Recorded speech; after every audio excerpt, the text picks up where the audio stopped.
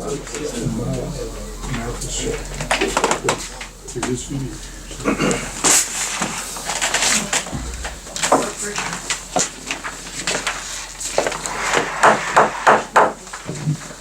like to call a meeting to order, Jackson County Commission, November 16th, 2017. This will be a continuation of the November 13th, 2017 meeting. Mr. Manning, if you would do a roll call. Yes, sir. District 1, Mr. Guffey. Present. District 2, Mr. Venable. Present. District 3, Ms. Gilbert. Present. District 4, Mr. Sis. Present. Chairman also present. Thank you, Mr. Manning. Next thing we have is approval of the agenda for today, November 16th, 2017. Do I have a motion to approve the agenda? I'll make that motion. We have a motion, we have a second. Is there any discussion? We have a motion and a second. All in favor say aye. Aye. All opposed say no. Next thing on the agenda is old business. This is where we left off, excuse me, last time. It is a discussion on community corrections. And at this time, Mr. Guffey, would you like to proceed with the discussion? Where we stand right now is, after 2 years of investigating, we found that it'd be better for the county to take over community correction. And then Mr. Porter may be able to fill in more blanks than I can.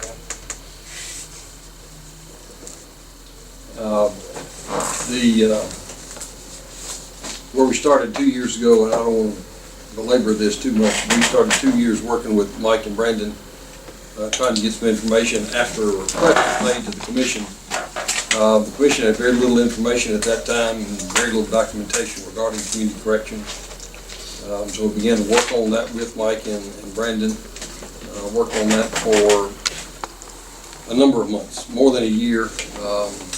About this time last year, went to Mike and Brandon, Community Corrections, and requested that they cooperate with us in doing an audit, allowing us to do an audit. The county has very little authority over community corrections because of the way the statute's written.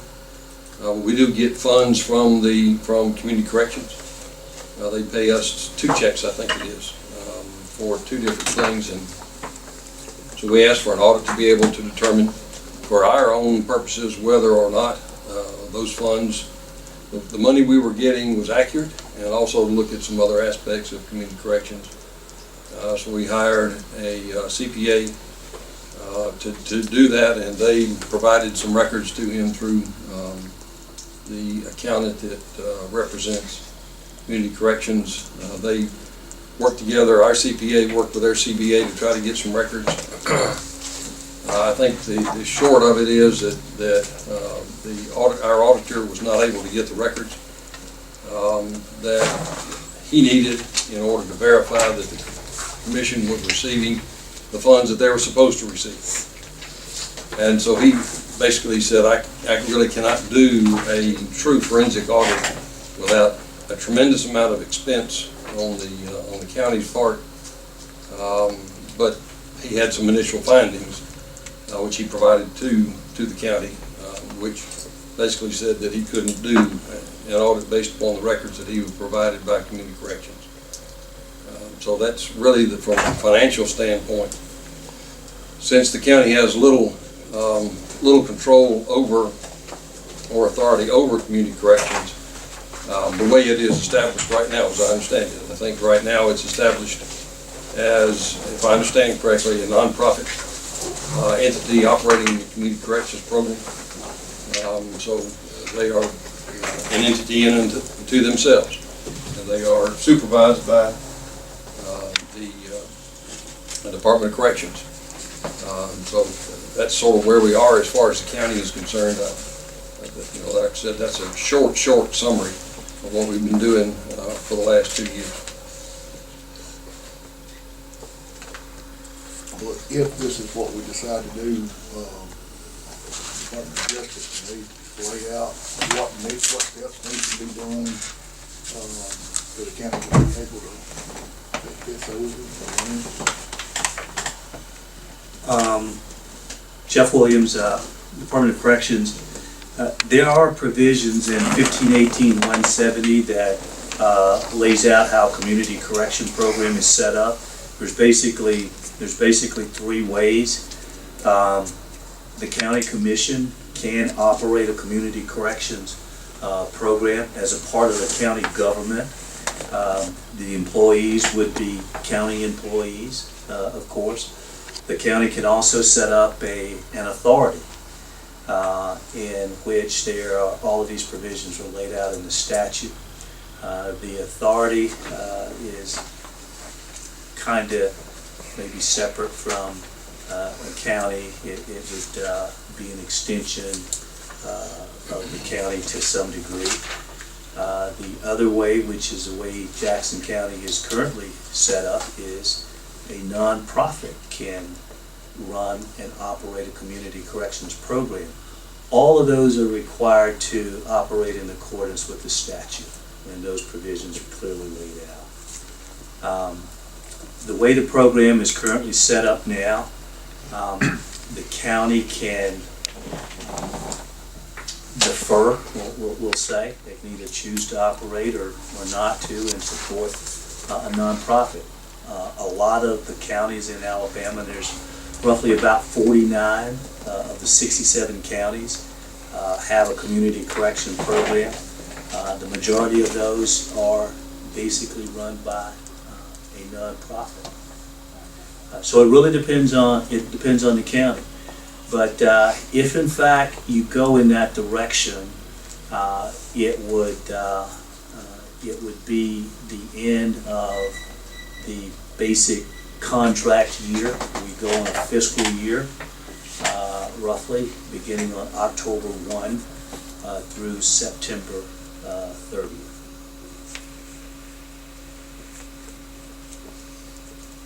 Can I ask a question then?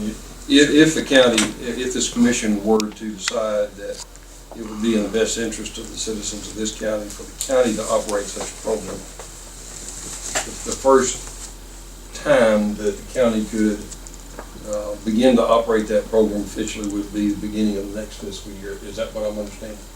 Yes, sir.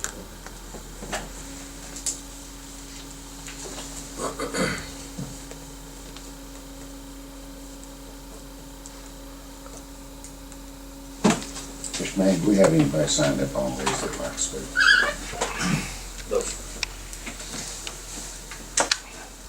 Is there any of our nearby counties, neighboring counties, doing it like we're talking about here? I'd have to go back and look at the map. DeKalb County is DeKalb Cherokee. They're basically a nonprofit operating it. Madison County would have joined us. Madison County. Madison County program is set up a lot different from some of the other county programs. It's been in existence probably about 25 or so years. They operate a community corrections program, but I would say if you looked at the majority of the ones, and there's only a handful that's really operated by the county, probably less than 10 that do it that way, and most of them are different. The Madison County one does have an in-house kind of a work release type facility, and the offenders that they divert are not all offenders that would typically be coming to the Department of Corrections, as is authorized in the statute. And that's why community corrections is a local run type program, because it gives the county the option of using the program to divert misdemeanors. In some cases, they're used for some sort of pretrial supervision, but there's an array of different functions that you can carve a community corrections program into. But yeah, the Madison County one is a county-run program, but it's not necessarily consistent with the other county-run programs. You've got Shelby County that runs a work release program. You got down in Houston County, they have a work release program attached to theirs. Mr. Porter had stated that part of it is that they're to be supervised by the DOC. And so what do you do? What does that mean? What does that entail that you are doing? Have you seen anything with our local organization? Well, under the statute, the Department of Corrections lays out guidelines for certain requirements. If you're going to set up a community correction programs, there are certain provisions. Senate Bill 67, which was a criminal justice reform passed in 2015, kind of reformed community supervision in the state. It largely impacts pardons and parole, but also impacts community corrections. What we do at the Department of Corrections level is we develop rules and policies and guidelines for dealing with state inmates. And our primary focus are the inmates, or offenders rather, that are diverted into the community correction program that would otherwise be incarcerated in a DOC facility. So not everyone under the program falls in that category, but the rules that we promulgate are ones that specifically focus on those individuals. There are certain requirements about supervision. Supervision has to be evidence-based. There's risk and needs assessment that has to be conducted on all of the offenders. The offenders are to be supervised in accordance to their risk levels. There's programming for offenders that score moderate to high risk. There's a requirement that they receive treatment consistent with the risk assessments that are performed on each of those individuals.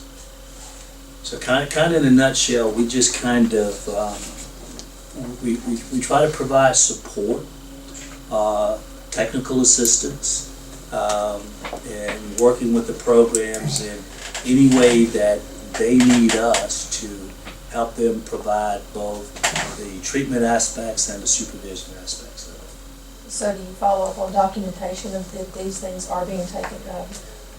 We do a program assessment of all the programs that we contract with, because keep in mind we're using taxpayer dollars in order to help support the supervision part for offenders. Granted, the state isn't offering all of the funding necessary to provide supervision and treatment. So some of that likely comes from offender fees.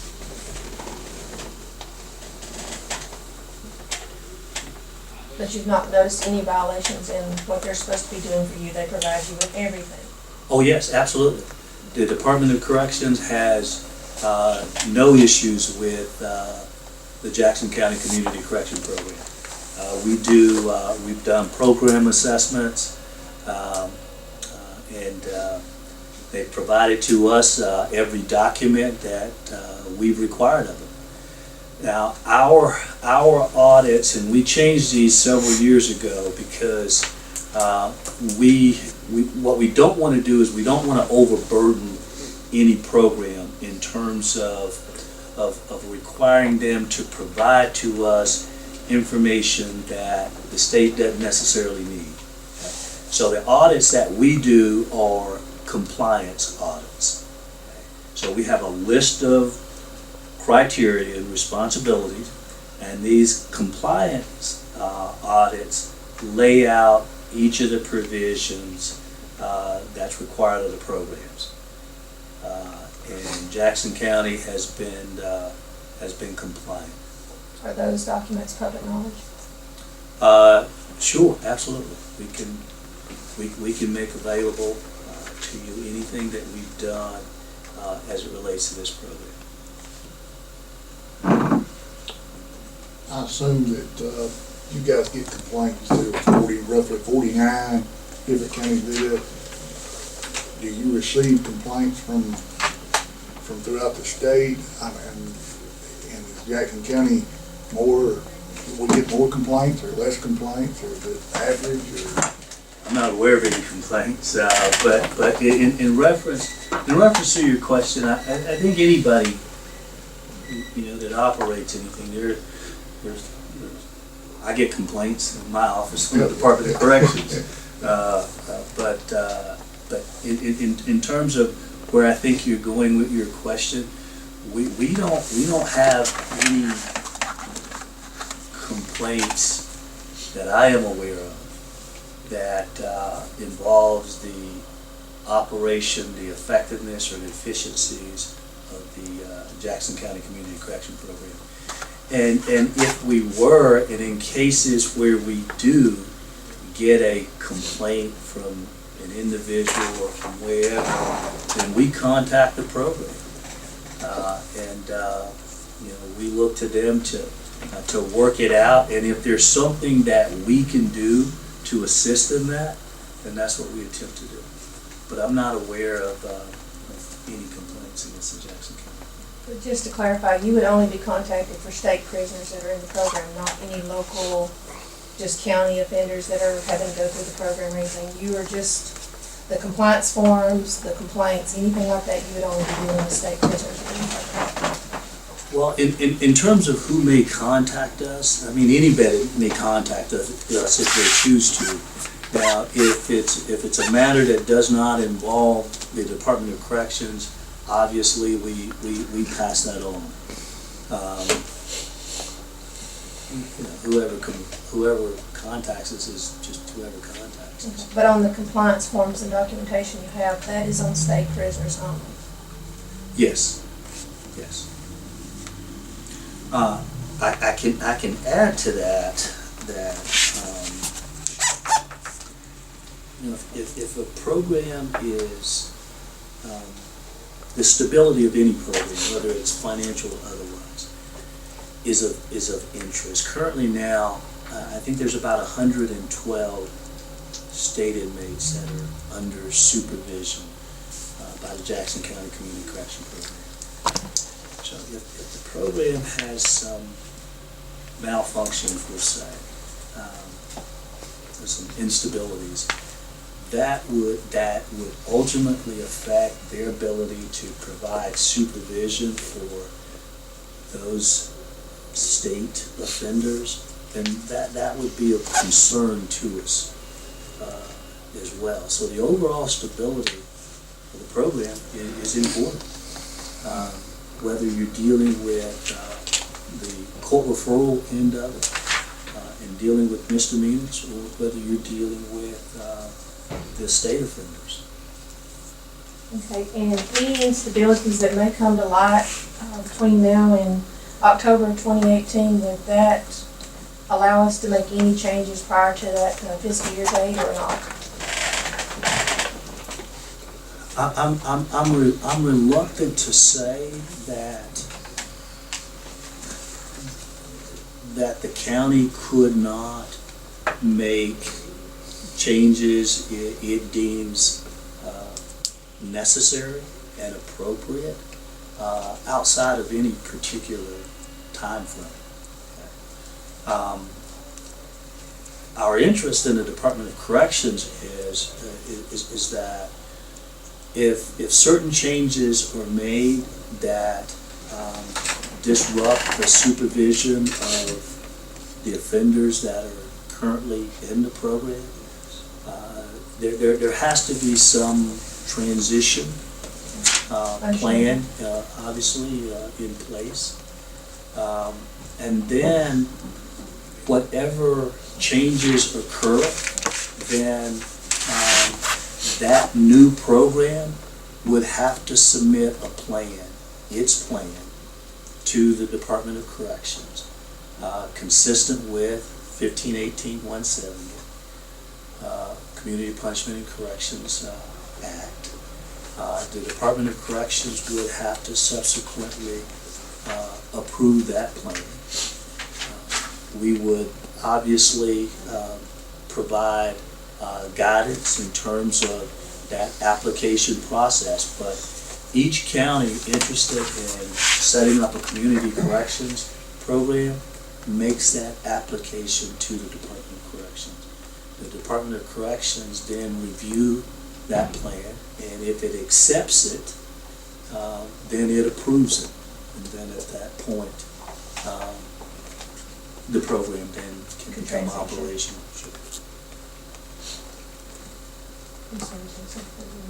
No.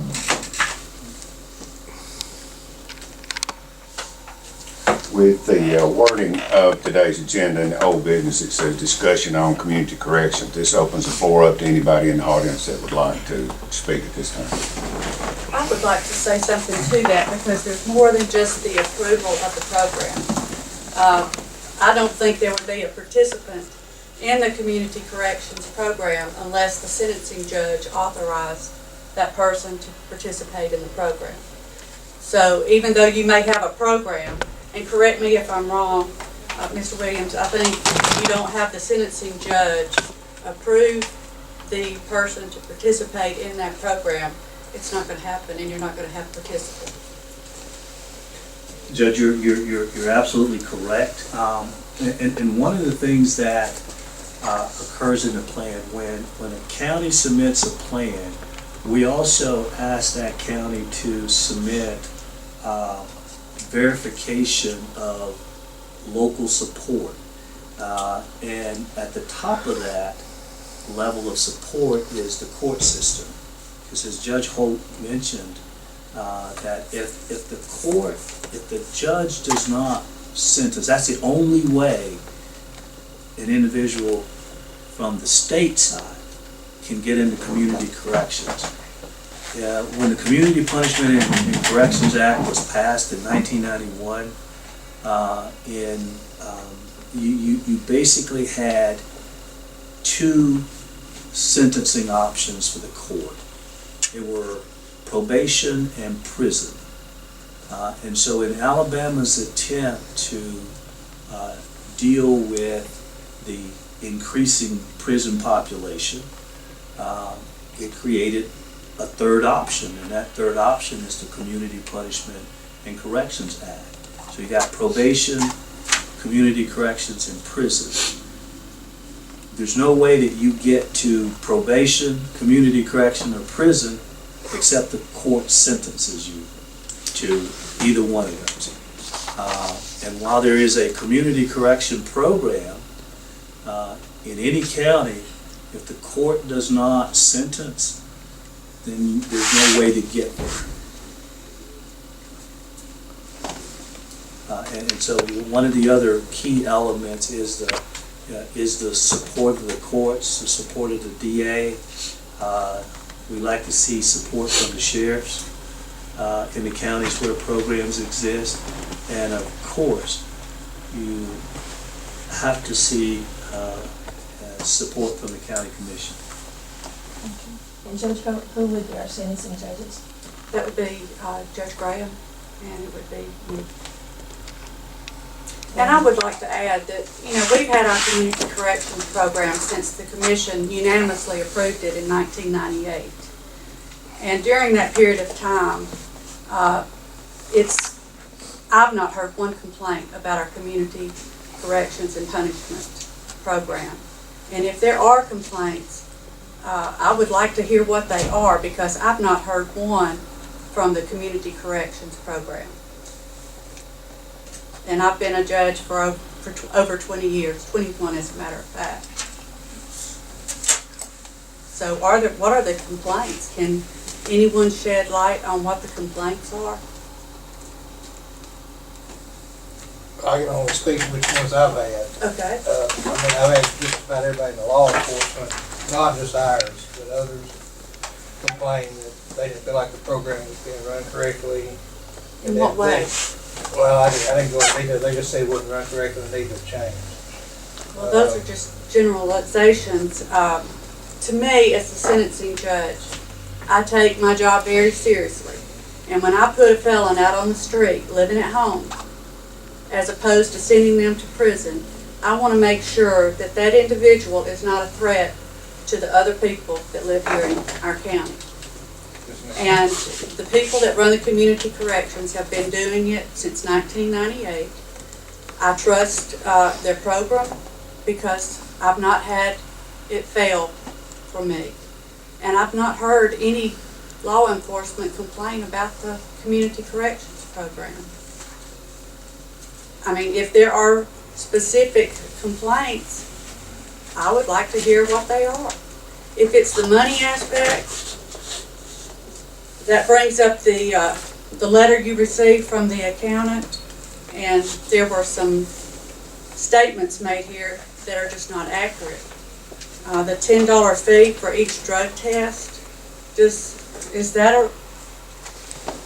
it a drug test that the county commission gets $10 for each one? No, ma'am. Okay, could you explain that to the commission? It's a law that was passed by the legislature that everyone that paid us to monitor, monthly monitoring each month, we set aside, we charge $40 for that monitoring. The state gets 30 of it. We set aside 10 for the county commission. It goes into a separate account. So it's a monitoring fee rather than a drug test fee that was stated by the accountant that did the report. That's correct. And that's for paid monitoring, people that pay us. And you are who, sir? I'm sorry. I'm the director of Jackson County Court Referral, Your name?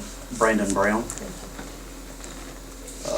And that money is passed on directly to the county commission. There was another statement in this letter that said, use the word incompetent, and I think that is a mistake, and I would like to point that out to the commission because it stated that they said some people on the list are incompetent, and I think there's some confusion there.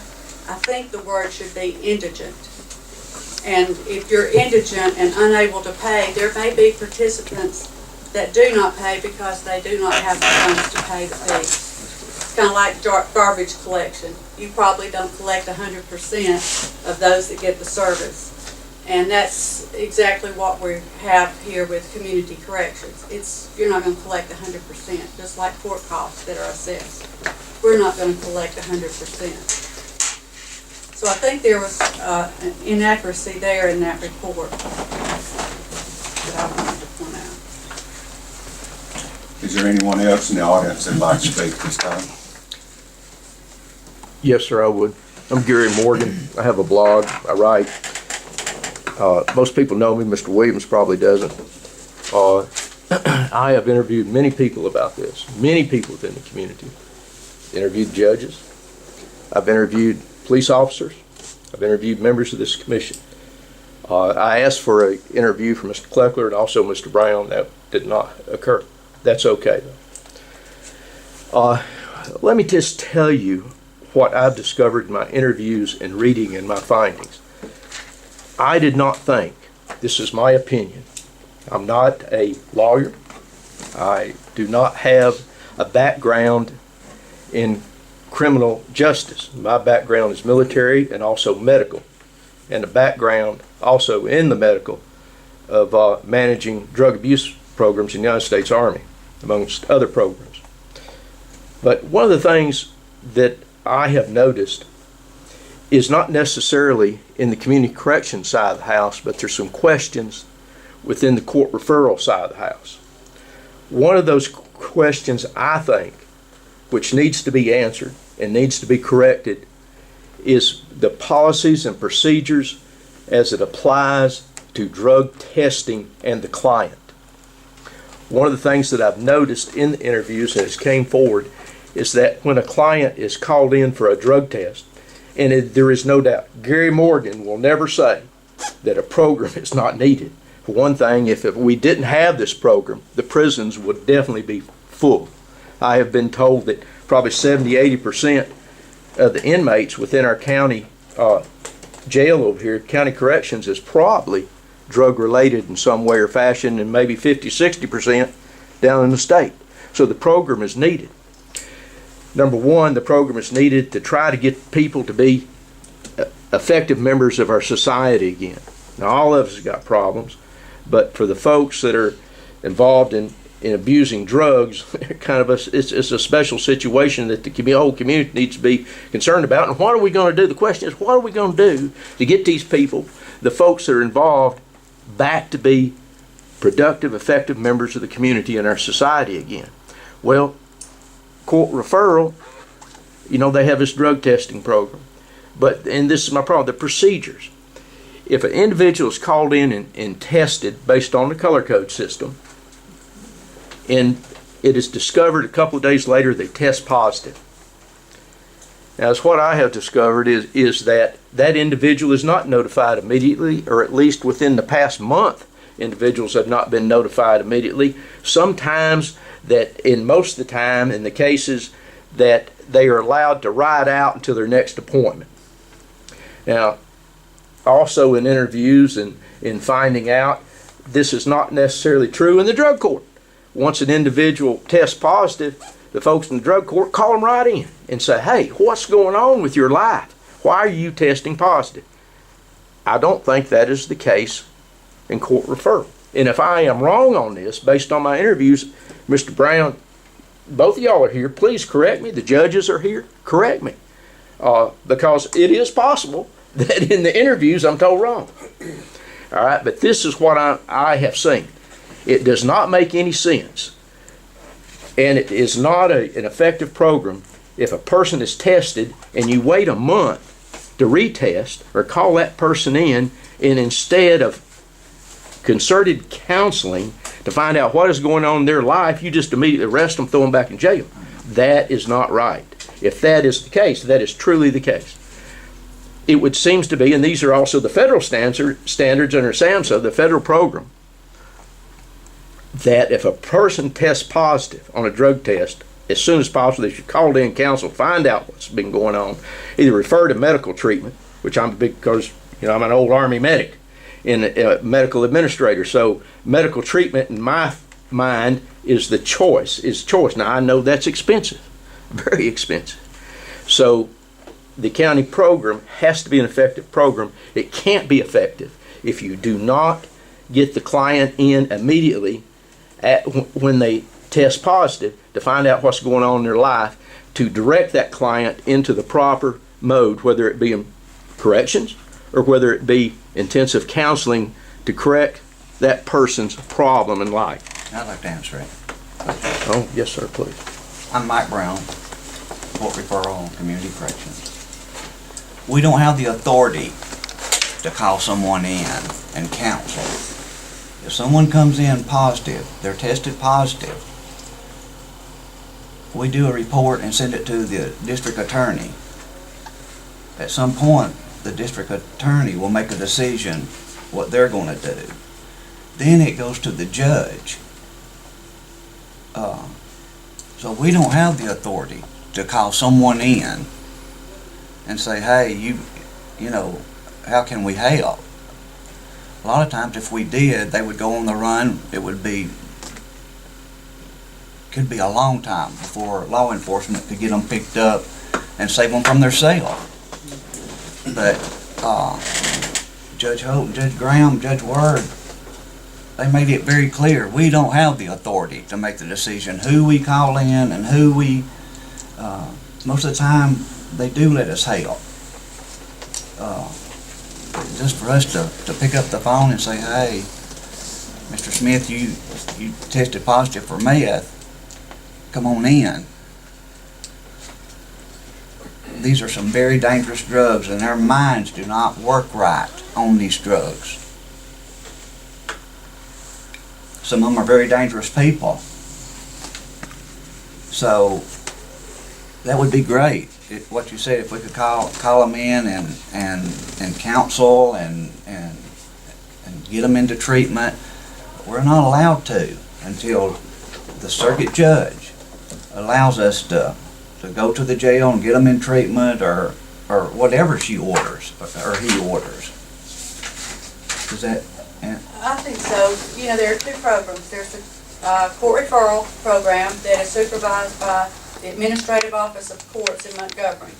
And then there's the Community Corrections and Punishment Program, and it's supervised by DOC.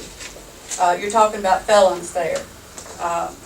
But they kind of interact because those folks that are being supervised under community corrections that are felons, they probably need the drug treatment. Many times those individuals have drug issues that need to be addressed, and part of the program is to treat them for those issues. So they work hand in hand. If you have the community corrections program, you need the court referral program so that you can provide that drug treatment and testing that is necessary to properly supervise the community corrections folks. Sure, we want to help people that have been convicted of crimes so that they don't reoffend and there be other victims of their crimes. But our primary purpose, or I can speak for myself, and I think Judge Word would agree with me, our primary goal is to protect the people of Jackson County from being victims of a crime.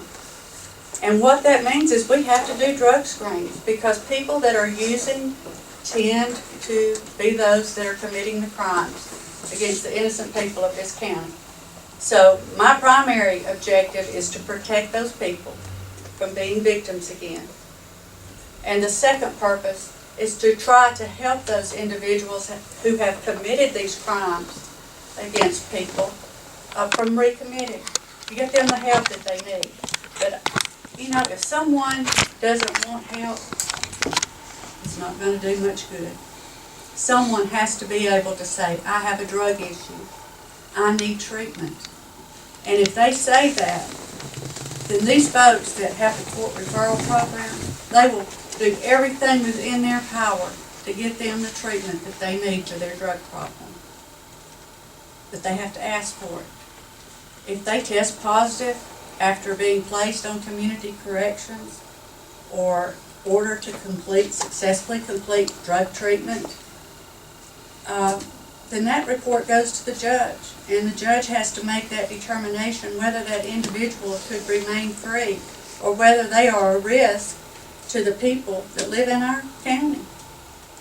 And it's a tough job, and people aren't happy when they go to jail, but families aren't happy when their loved ones go to jail. Judge Campbell told me right before he administered the oath to me as a judge that you don't make friends in this job.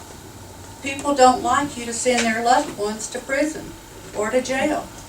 And I think the same applies to the folks that run community corrections and our court referral office. I agree, very good.